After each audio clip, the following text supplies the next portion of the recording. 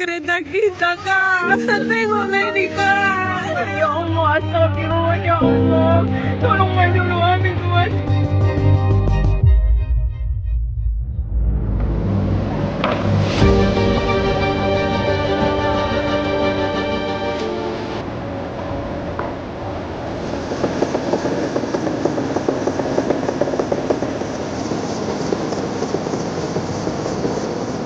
Nah, kita sudah terputus total.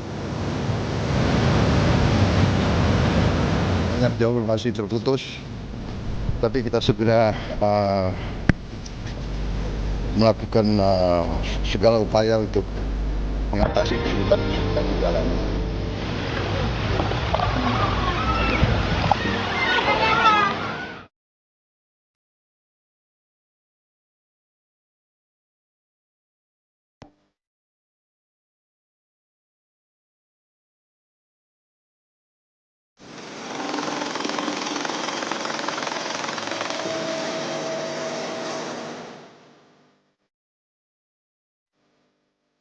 Kita ke informasi pertama, Saudara. Jembatan penghubung Jalan Nasional Banda Aceh Medan di Kuta Blang, Biren, Aceh putus.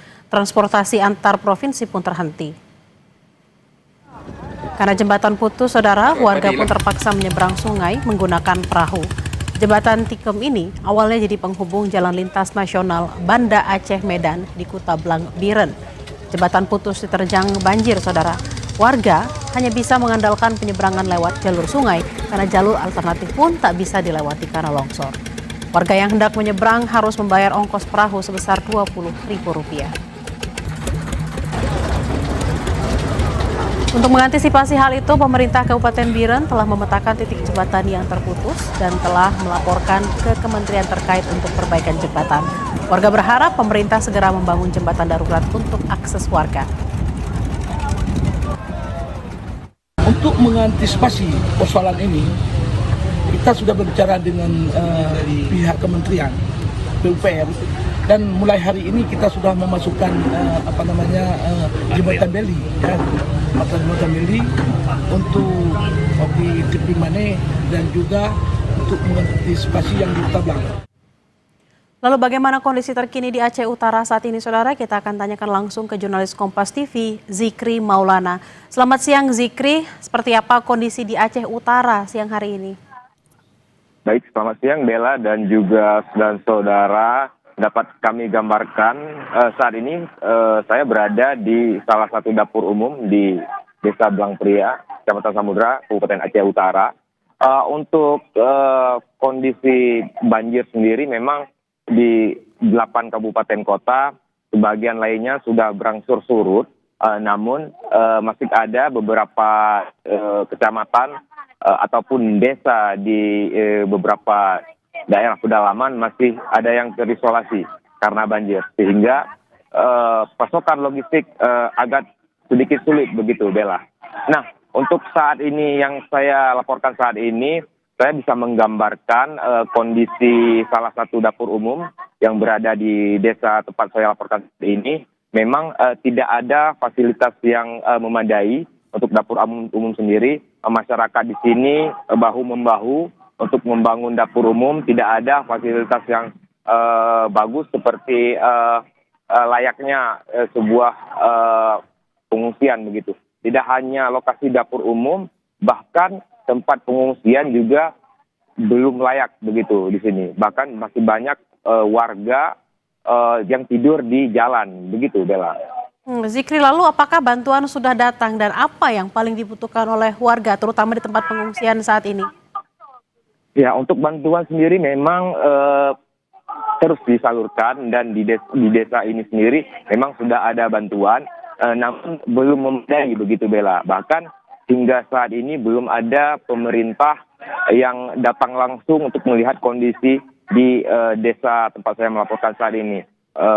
Padahal untuk kondisi desa sendiri sangat luluh lantah begitu, Bella.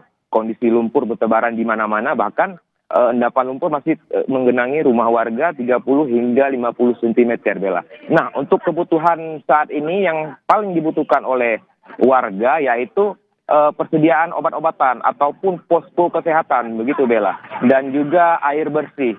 selain itu masyarakat yang masih menempati pengungsian di jalan maupun di depan-depan ruko yang ada di desa ini sangat membutuhkan sebuah tenda khusus untuk pengungsian yang lebih layak, dan juga peralatan tidur seperti selimut, kain, dan juga baju layak pakai. Begitu, Bella.